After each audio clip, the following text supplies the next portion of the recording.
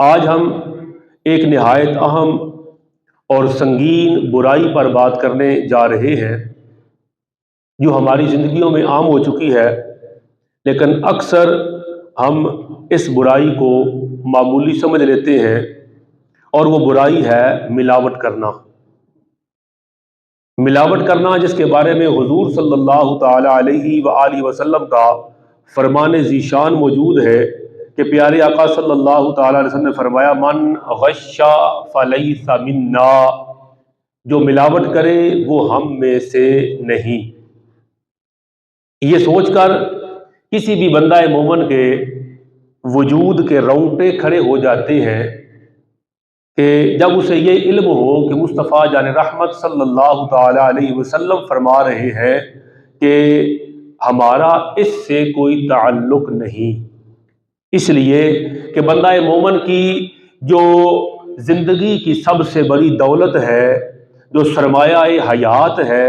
وہ نسبت محمدی صلی اللہ تعالی علیہ وآلہ وسلم ہے۔ اگر نسبت محمدی کی دولت لٹ گئی،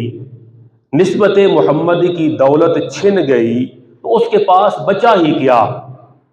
لیکن تعجب ہے کہ بندہ ایک طرف تو یہ چاہتا ہے، سمجھتا ہے کہ دولت سب سے بڑی جو اس کے پاس موجود ہے وہ حضور علیہ الصلوۃ والسلام کی نسبت ہے،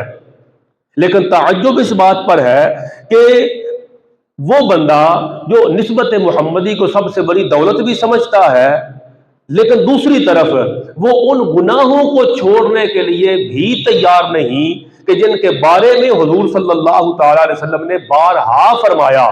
پیارے آقا کے فرمودات موجود ہیں کہ سرکار فرماتے ہیں، جو بندہ یہ گناہ کرے اس کا میرے ساتھ کوئی تعلق نہیں، جو فلاں گناہ کرے فلیس منا، وہ ہم میں سے ہے ہی نہیں۔ گویا بندہ یہ سمجھتے ہوئے کہ نسبت محمدی اس کے پاس سب سے بڑی دولت ہے، پھر اس سے بڑی غفلت کیا ہوگی کہ وہ نسبت محمدی کو سرمایہ حیات بھی سمجھتا ہے اور ان گناہوں کو ترک بھی نہیں کر رہا جن کے ارتکاب پر مصطفیٰ پاک صلی اللہ علیہ وسلم فرماتے ہیں کہ جو اس گناہ کا ارتکاب کرے گا وہ ہم میں سے نہیں۔ گویا وہ نسبت محمدی سے محروم ہو گیا، مقام فکر ہے۔ سرکار فرماتے ہیں، من غشا فلیس منا، جس نے ملاوٹ کی وہ ہم میں سے نہیں ہے۔ گویا وہ نسبت محمدی سے محروم ہو جاتا ہے جو بندہ ملاوٹ کرتا ہے۔